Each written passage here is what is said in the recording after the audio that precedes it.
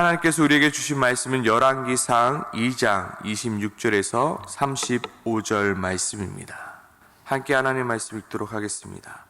왕이 제사장 아비아달에게 이르되 내 고향 아나돗으로 가라.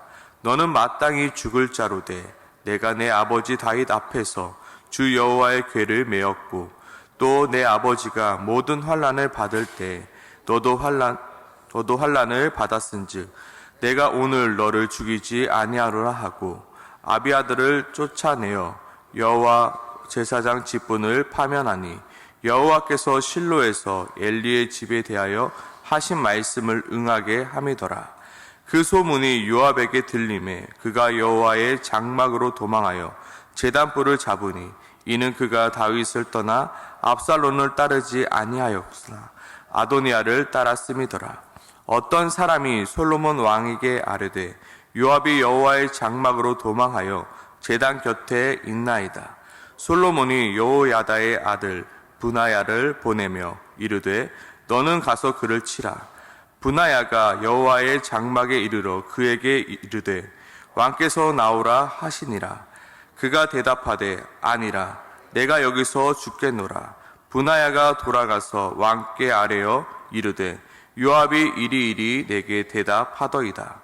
왕이 이르되 그의 말과 같이 하여 그를 죽여 묻으라. 요압이 까닭 없이 흘린 피를 나와 내 아버지의 집에서 내가 제하리다. 여호와께서 요압의 피를 그의 머리로 돌려 보내실 것은 그가 자기보다 의롭고 선한 두 사람을 쳤음이니 곧 이스라엘 군사령관 넬의 아들 아브넬과 유다 군사령관 에델의 아들 아마사를 칼로 죽였습니다. 이 일을 내 아버지 다윗은 알지 못하셨나니 그들의 피는 영영이 요압의 머리와 그의 자손의 머리로 돌아갈지라도 다윗과 그의 자손과 그의 집과 그의 왕위에는 여호와께로 말미암는 평강이 영원히 있으리라. 여호야다의 아들 브나야가 곧 올라가서 그를 쳐 죽이매 그가 광야에 있는 자기 집에 매장되리라. 왕이 이에 여호야다의 아들 브나야를 요압을 대신하여 군사령관으로 삼고 또 제사장 사독으로 아비아달을 대신하게 하니라. 아멘. 성경은 교만은 패망의 성봉이요 거만한 마음은 넘어짐의 앞잡이라 말하고 있습니다. 교만은 패망의 선봉이요 거만한 마음은 넘어짐의 앞잡이라. 교만함이란 무엇입니까? 교만한 마음이란 바로 하나님의 도움 없이도 나는 잘 살 수 있다라고 여기는 마음입니다. 또한 교만한 마음이란 하나님의 은혜 없이도 별 문제 없이 아무런 문제 없이 살아갈 수 있다 생각하는 마음입니다. 교만함이란 하나님 없이도 내 능력과 내 힘으로 살아가는 모습인 것입니다. 반면에 겸손함이란 무엇입니까? 바로 나의 능력과 나의 힘을 의지하지 않고 하나님의 도우심과 그 하나님의 은혜 안에 살아가는 모습입니다. 오늘 본문 속 아비아달 그리고 요압은 모두 이스라엘의 아주 중요한 자리에 앉아 있었던 자들이었습니다. 아비아달은 이스라엘의 제사장으로 그리고 요압은 이스라엘의 군사령관으로 아주 높은 지위에 앉아있던 자들이었습니다. 하지만 그들이 바로 다윗의 나이가 많아 늙어가서 힘이 없을 때 또한 다윗의 편이 아닌 스스로 왕이 되려 했던 아도니아의 편에 서서 아도니아를 지지했던 자들이었습니다. 아마 아비아달이나 요압이나 바로 다윗의 최측근이었기에 다윗이나 하나님의 뜻이 아도니아가 아닌 솔로몬을 왕으로 세워야 했다는 것을 알고 있었던 자들이었을 것입니다. 그럼에도 불구하고 아비아달과 요압은 솔로몬이 아닌 아도니아를 왕으로 세우려 하였습니다.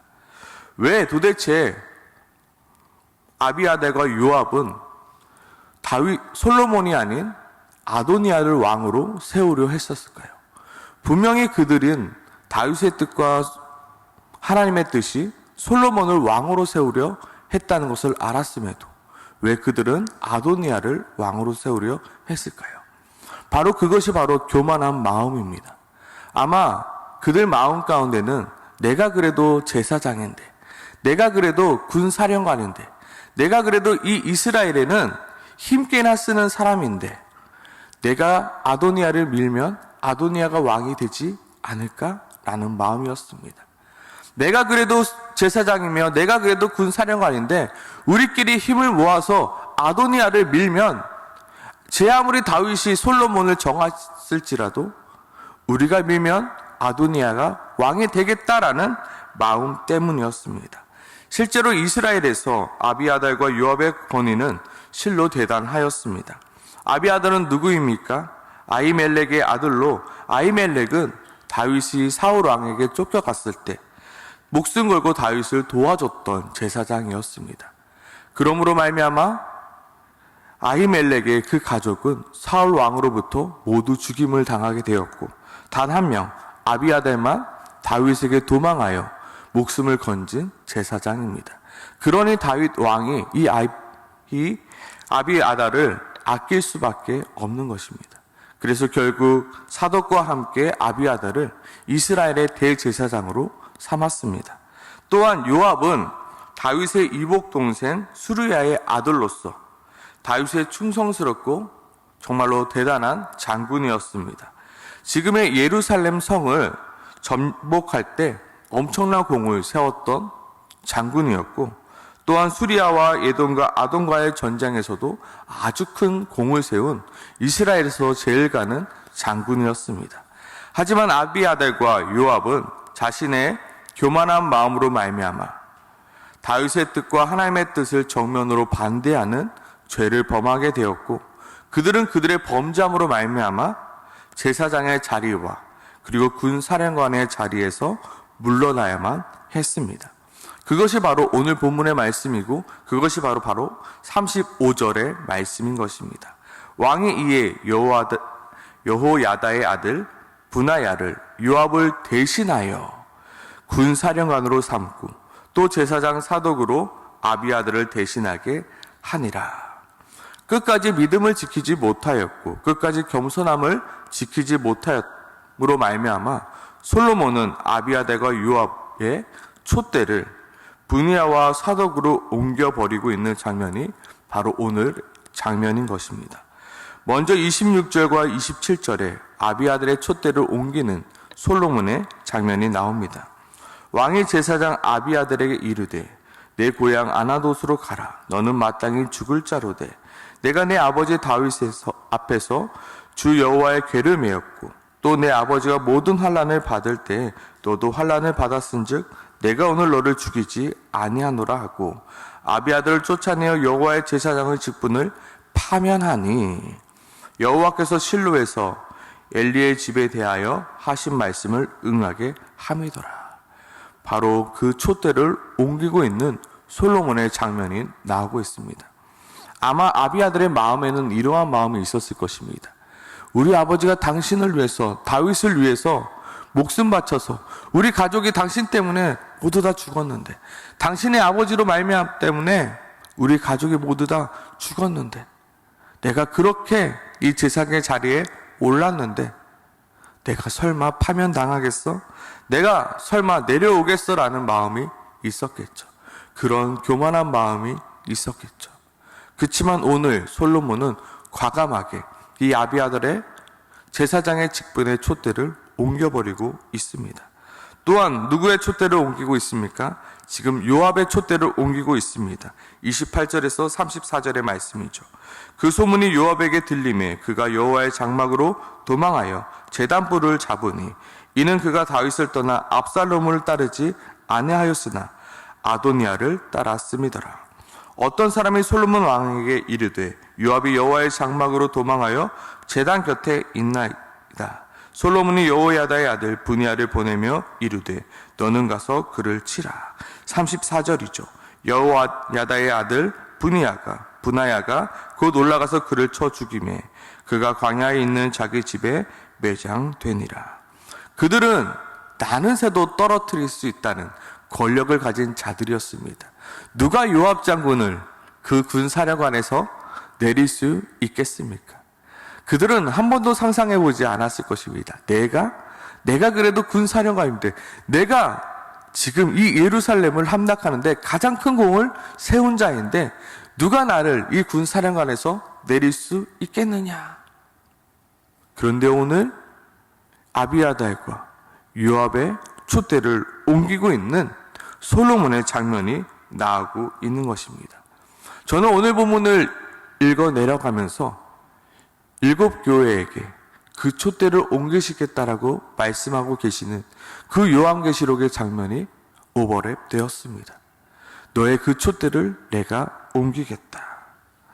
또한 오늘 살아가고 있는 우리에게도 동일하게 하신 말씀입니다. 7교회 모두 칭찬을 받았던 교회들이었습니다. 그들은 모두 하나님의 말씀대로 살아갔던 교회이며 세상 앞에서도 칭찬을 받던 자들이었습니다. 하지만 그들이 교만해진 것이죠. 그들이 하나님을 떠나게 된 것이죠. 그래서 하나님께서는 그들에게 말씀하십니다. 내가 너의 촛대를 옮기겠다. 너희가 회개하지 아니하면 내가 너희의 촛대를 옮기겠다. 먼저는 예배소 교회에게 이렇게 얘기하셨습니다. 내가 내 행위와 수고와 내 인내를 알고 또 악한 자를 용납하지 아니한 것과 자측 사도라 하되 아닌 자들을 시험하여 그의 거짓된 것을 내게 드러낸 것과 또 내가 참고 내 이름을 위하여 견디고 게으르지 아니한 것을 아노라. 처음에 그들은 게으르지 아니하고 행위와 수고와 인내로서 하나님을 섬기며 하나님의 말씀을 따랐습니다. 그러나 무엇이 있었나요? 너희가 처음 사랑을 버렸느니라. 그러므로 어디서 떨어졌는지 생각하고 회개하여 처음 회개를 가지라 말씀하고 계십니다. 그리고 이어 말씀하고 계십니다. 만일 그러하지 아니하고 회개하지 아니하면 내가 내게 가서 내 촛대를 그 자리에서 옮기리라. 결국 에베소 교회의 촛대는 옮겨지게 되었죠. 아무리 제 아무리 내가 처음에는 뜨거웠노라. 내가 처음에는 인내했노라. 하지만 끝까지 견디지 못하고 교만한 마음으로 넘어짐으로 말미암아 그 촛대를 옮기시는 하나님이십니다. 아비아다가 요압도 처음에는 다윗에게 충성된 자들이었습니다. 중간에 압살롬의 반역이 있었지만 그들은 끝까지 다윗의 편에 섰습니다. 그러나 다윗이 늙고 힘이 없어지고 또한 자신의 권력이 너무나도 높아짐에 말미암아 그들은 다윗의 편에, 하나님의 편에 서지 않고 자신의 편에 서는 것입니다. 자기의 뜻대로 하려 하고 자기의 힘대로 하려 하는 것입니다. 자기의 실력대로 하는 것입니다. 자신의 생각대로 하는 것입니다. 내가 그래도 제사장인데, 내가 그래도 군사령관인데 누가 나에게 뭐라고 하겠어? 그러면서 자신의 편에 서게 되는 것입니다. 그로 말미암아 그들의 촛대를 옮겨가는 것입니다. 오늘 성경은 우리들에게 말씀하고 있는 것입니다. 오늘 요압과 아비아달의 이야기를 우리에게 보여주면서 너희는 끝까지 하나님을 붙잡아라. 너희는 끝까지 하나님의 편에 서라. 너희는 끝까지 하나님께 의지하라입니다. 여기서 중요한 건 무엇입니까? 끝까지입니다. 너희의 마지막 끝까지 하나님의 편에 서라. 어쩌면 이 아비아달과 요압의 장면은 솔로몬에게 보여주고 있는 장면입니다.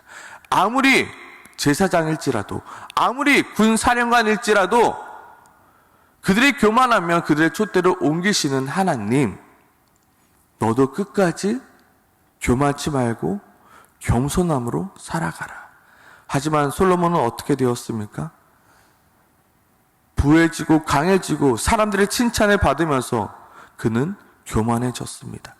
하나님의 편에 서는 것이 아니라 자신의 편에 서게 되었고, 그리고 우상들을 섬기는 자가 되었고, 결국에는 하나님은 그 촛대를 옮기심으로 말미암아 북이스라엘과 남유다로 나눠지게 된 것입니다. 하나님은 말씀하고 계신 겁니다. 솔로몬, 너가 아무리 높아지고 너가 아무리 그러할지라도 너가 마지막까지 하나님의 편에 서지 않는다면 너의 촛대를 옮기실 수 있는 분이 하나님이야. 아비아들을 봐라. 요압을 봐라. 그들이 엄청난 공을 세우고 엄청난 일을 하였어도 그들이 끝까지 하나님의 편에 서지 않으니 그의 마지막은 죽음이요, 그의 마지막은 멸망이요, 그의 마지막은 사면이라. 너도 끝까지 하나님 편에 서라 말씀하고 있는 것입니다.